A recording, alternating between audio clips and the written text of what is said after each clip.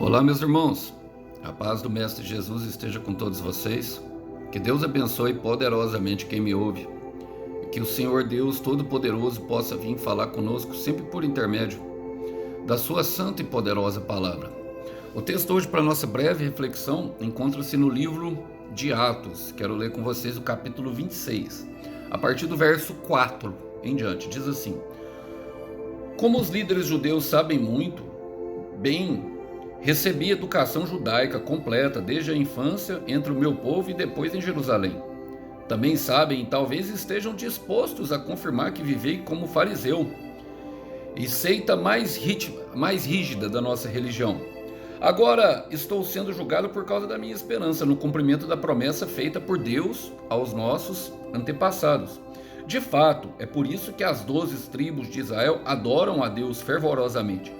Dia e noite compartilham da mesma esperança que eu. E, no entanto, ó rei, acusam-me por causa dessa esperança.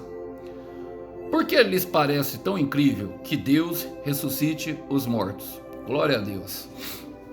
O Paulo termina com uma pergunta retórica. E esse é o início, esse texto que eu li, eu quero contextualizar, é o início da pregação a qual Paulo está se dirigindo justamente ao governador Festo e o rei Agripa, se dirigindo rumo ao seu propósito, ele mesmo se mantendo preso, se mantendo em algemas por amor ao evangelho. Em algumas cartas ele se declara prisioneiro de Cristo. Isso exibe e mostra para nós um amor muito grande por Senhor Jesus. Podia estar livre, mas se colocou em algemas. E ele está pregando para homens grandes e se dirigindo a pregar talvez para o homem mais importante. Com certeza o homem mais importante, o imperador. Ele iria até Roma justamente para dar o seu testemunho. E aqui ele está contando o seu testemunho. Começou a sua pregação justamente a esses homens que também são importantes, que está no caminho do seu propósito, com esses versículos que eu li. Então eu já quero fazer algumas aplicações, irmãos. Enquanto você se dirige ao seu propósito, não deixe de falar de Jesus. É pregando Jesus que eu sigo. É pregando Jesus que nós seguimos. Vamos lá? Vamos fazer as aplicações pertinentes a esse texto. Fala assim, ó, o primeiro versículo 4 de Atos 26, diz assim: Como os líderes judeus sabem muito bem, recebi educação judaica completa, desde a infância entre meu povo e depois em Jerusalém. Glória a Deus, irmãos. É impressionante. Paulo sabia a quem se dirigia, sabia como falar, ele sabia até como se comportar. No momento em que lhe foi dada a oportunidade, ele levanta a mão direita, que era o sinal que os oradores faziam. Os oradores da Grécia Antiga, quando iam falar em público, eles faziam esse sinal como um pedido de silêncio e como se ele tivesse algo importante a ser dito. Mas mais do que isso, ele sabia, e Paulo tinha a consciência de com quem ele estava falando. Paulo não era um pregador comum, apesar de não, ao mesmo tempo ele falar que não usava de eloquência, o que eu assim, creio que é a humildade da parte dele, porque as cartas dele são totalmente eloquentes. Como nós podemos ver em Romanos 8, ali a partir do verso 35, o que poderemos dizer dessas coisas, o que me atingirá, a morte, a perseguição, a fome, a espada. Nós vemos o bom uso dele das palavras. E ele sabe com quem se dirige, irmão. Ele sabe o que as pessoas conhecem dele. Ele começa falando, sabe muito bem que recebi educação judaica, sabem aonde ele estudou e, de fato, as pessoas sabem muito sobre nós. Desde a infância, entre o meu povo e desde Jerusalém. Sabem aonde ele viveu, sabem qual era o costume dele, sabe? O povo fala justamente do costume. Nós somos brasileiros, nós temos um costume. Sabe tudo, e de fato as pessoas sabem muito de nós, mas eu quero te falar, irmão, somente Deus sabe a sua história completa. Quero repetir isso. Somente Deus sabe a sua história completa. Somente Deus pode dar um testemunho completo da sua pessoa, de qualquer uma que seja, de qualquer uma que você olhe. Jamais julgue uma pessoa por aquilo que se vê. Jamais julgue uma pessoa. Existem marcas existem dores, todas as pessoas carregam também alegrias, que somente elas, que talvez seja de uma experiência com Deus. Olha o que o próprio Paulo fala, em Gálatas capítulo 1, versículo 15. Antes mesmo de eu nascer, Deus tinha me escolhido para ser dele, chamando-me por sua graça, assim ele resolveu. E o que quer dizer isso? Que o seu momento não te define. Paulo, ele vai falar ali na frente que ele fazia parte da seita rígida. Eu vou fazer a aplicação pertinente a essa parte do texto, mas não é o nosso momento que nos define, é aquilo que Deus sabe de nós. Antes mesmo de eu nascer, revela uma profundidade que Deus tinha um conhecimento e tinha criado Paulo para um propósito específico, a qual ele estava cumprindo com maestria, determinação, foco. Homens presos, andando solto pela rua, homens livres em celas, algemas, não é sinal de prisão, não são. Jeremias 1:5, vou trazer uma do Antigo Testamento.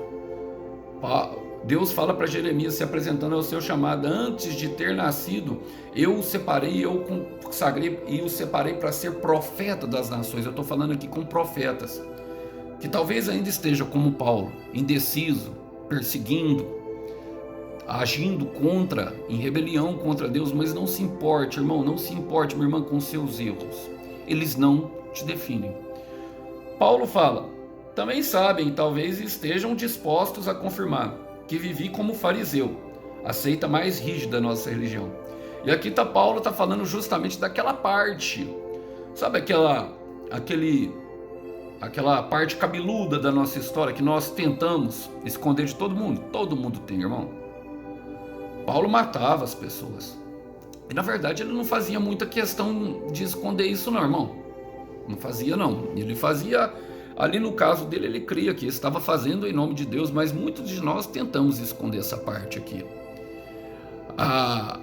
Aqui, a grande questão é que as pessoas também sabiam, e eu gosto dessa parte que ele fala aqui, assim, talvez estejam dispostos a confirmar, mas nem precisaria, ele mesmo estaria falando da própria boca, confessando aquilo que é uma verdade da vida dele.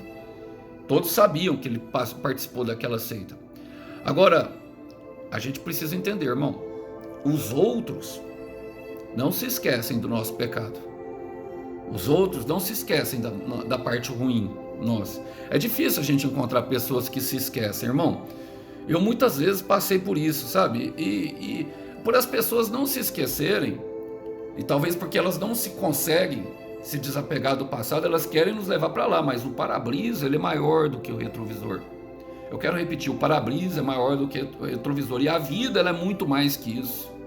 A vida, ela é muito mais do que o nosso passado. A vida é muito mais do que um momento, do que um erro que nós cometemos. A vida é muito mais do que isso. E Deus sabe. Isso lhe basta. A graça de Deus te basta, irmão. A graça de Deus te basta, minha irmã. Não fique preso, sabe, ao que os outros... Eu tenho certeza que eles estavam desejosos de confirmar que ele fazia parte dessa seita rigorosa, de que ele matava pessoas e de que ali talvez trouxesse até uma certa perplexidade daquilo que Paulo vivia naquele momento, porque os que ele perseguia, agora ele estava defendendo. De perseguidor, passou a ser perseguido. É impressionante, não é? Essa história. Então, irmão, os outros não se esquecem dos nossos erros, os outros não se esquecem das nossas falhas, os outros não se esquecem dos nossos pecados, os outros não se esquecem do nosso passado. Mas eu, particularmente, gosto da palavra de Deus. E o profeta Isaías, capítulo 44, no versículo 22, ele diz que o Senhor Deus diz o seguinte: eu faço desaparecer as suas ofensas, como se fosse uma nuvem. Como o sol faz desaparecer a neblina da manhã, assim eu faço desaparecer os seus pecados. Volte a mim, porque eu já paguei o preço do seu resgate. Aleluia! Agora começa a fazer sentido.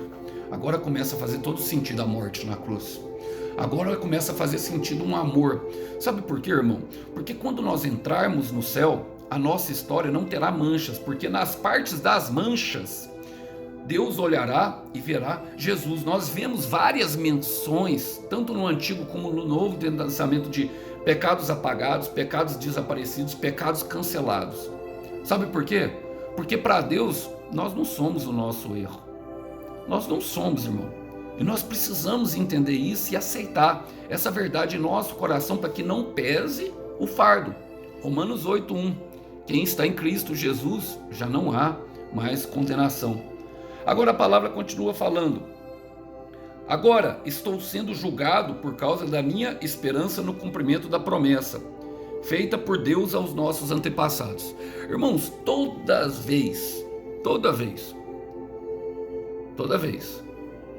que nós nos desplugarmos da Matrix, que nós nos desligarmos daquilo que todos acreditam, que nós começarmos a acreditarmos no nosso propósito, que nós seguirmos o nosso caminho junto com Deus, que nós sabermos que entrar em nossa consciência, em nossa mente, que nós não precisamos mais de ninguém, que precisamos só da palavra, que precisamos só de Jesus, que precisamos só da graça. As 4 menções de Martinho Lutero na Reforma Protestante, e glória somente a Deus. Sabe o que vai acontecer, irmão?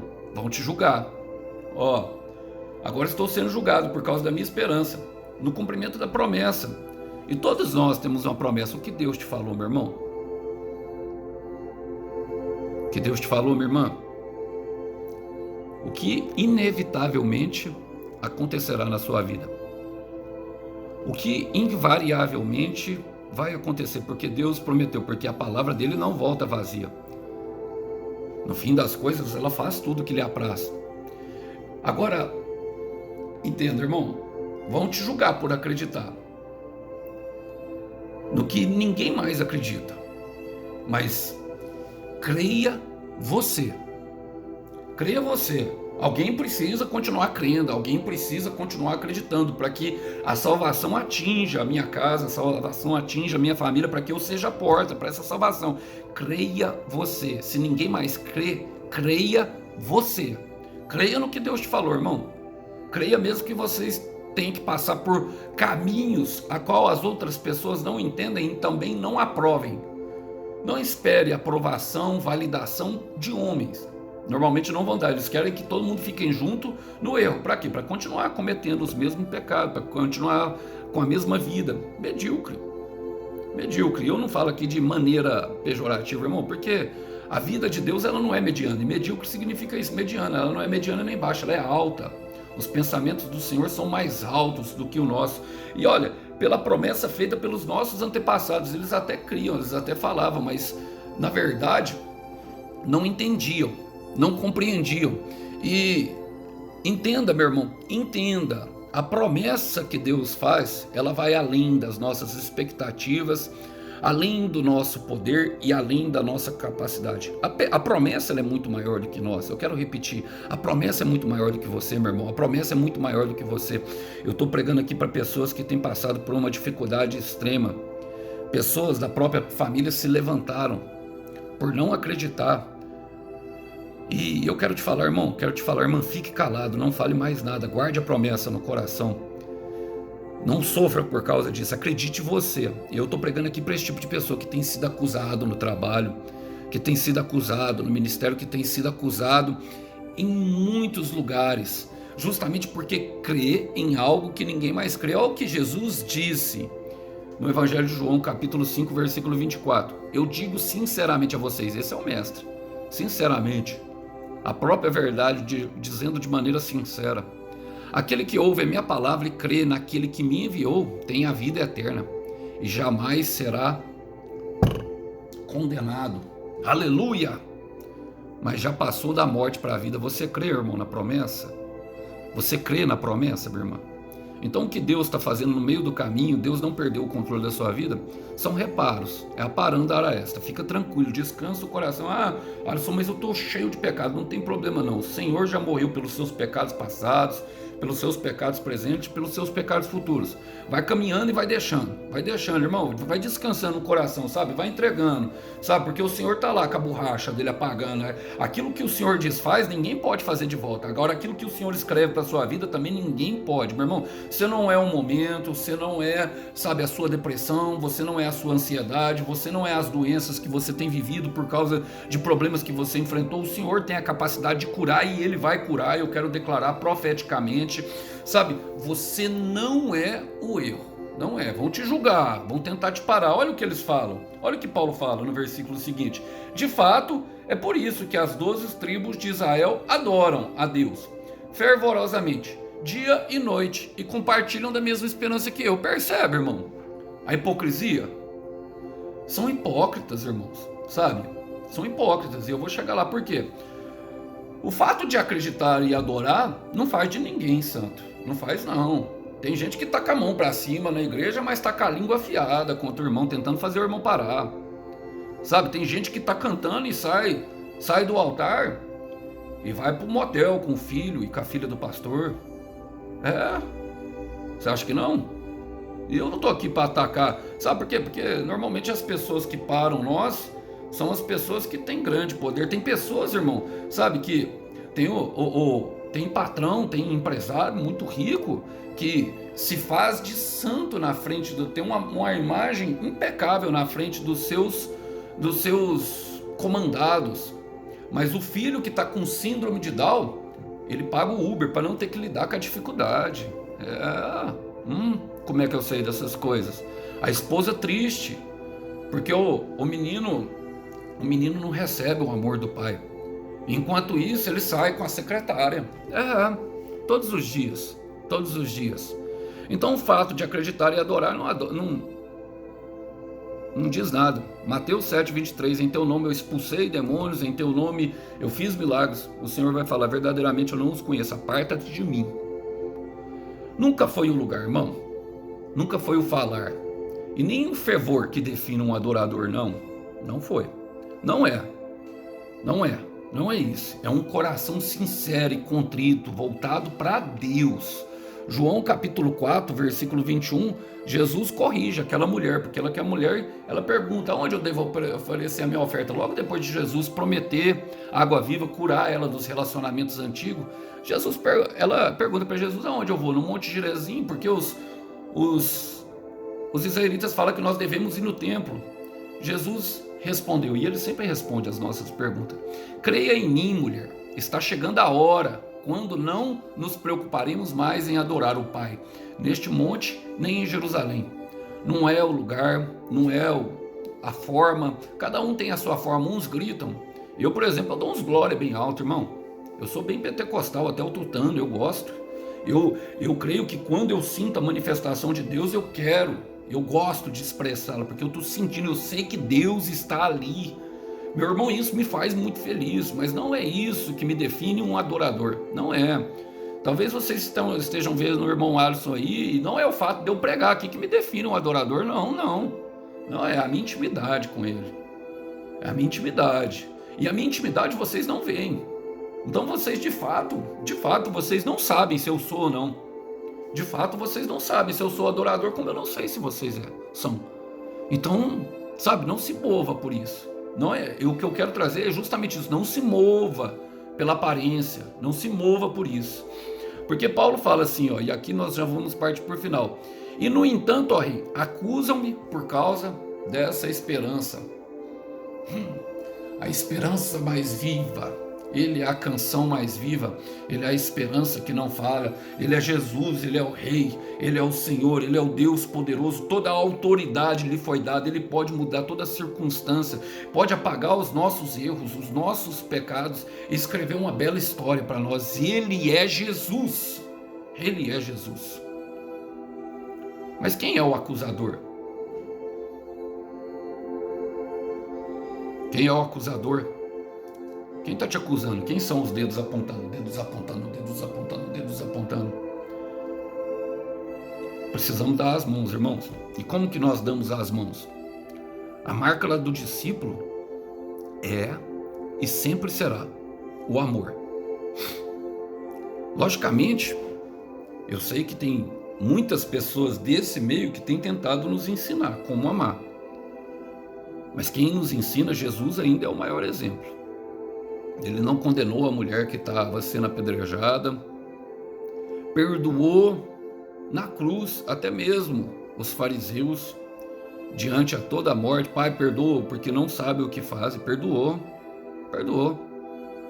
Entregou-se por nós, pelos nossos pecados. Jamais deixou de falar a verdade. João 6, versículo 68, falou para os discípulos: vocês vão com eles também? Pedro responde: para onde iremos nós, se só tu tens as palavras de vida eterna? Não deixou jamais de falar a verdade. Mas nada disso define um discípulo. O que define o discípulo é o amor. Em João 13, 35, a palavra fala: esse profundo amor que vocês tiverem um pelos outros provará ao mundo que vocês são meus discípulos. Serão conhecidos por serem pelo amor e não pela acusação, irmão. Não por ficar listando uma listinha de regras, e até mesmo embasado na palavra, porque estão acusando ele da mesma esperança. Estão acusando Paulo da mesma esperança. E ele se pôs porque tinha um propósito, ele deixou. Tá tranquilo, irmão. Tá no anais. Vamos partir para cima. Por quê? Porque no final ele fala, e aqui eu quero acabar, porque ele parece tão incrível que Deus ressuscite os mortos. Ele termina essa parte perguntando a apresentação da sua pregação. E aqui eu quero te falar, irmão, porque ele faz uma pergunta que é retórica. Tudo que Deus faz é incrível. Tudo que Deus faz aos nossos olhos, por quê? Porque Deus age numa dimensão a qual nós não podemos ver. E verdadeiramente o homem e a mulher, todos nós, nós nos apegamos àquilo que nós podemos ver. Aquilo que pode ser visto. Aquilo que pode ser tocado, aquilo que pode ser balbuciável. Mas isso não anula o fato de que Deus está trabalhando. De que Deus já está trabalhando. Então eu quero terminar aqui, irmão. Terminar aqui, minha irmã, para você que está passando pela dificuldade, que resolveu acreditar em Deus com todo o seu coração. Deus pode e vai trazer à vida a sua história. Eu quero repetir: Deus pode e vai trazer à vida a sua história. Tudo aquilo que Satanás, colocou como morte, tudo aquilo que Satanás te disse que era o fim, por causa da acusação que ele te fez, o Senhor vai trazer a vida. O Senhor vai trazer um sorriso longo e duradouro que ninguém terá a capacidade de tirar no lugar da tua tristeza. Ele colocará vestes de louvor no lugar das cinzas, e ele lhe trará exaltação no lugar da humilhação, vergonha no lugar da desonra, e no lugar aonde você for mais atacado é aonde o Senhor fará questão, meu irmão, de te, trazer a glória. A dor de hoje não pode ser comparada à glória que em você será manifesta, não pode, irmão. Deus vai trazer a vida.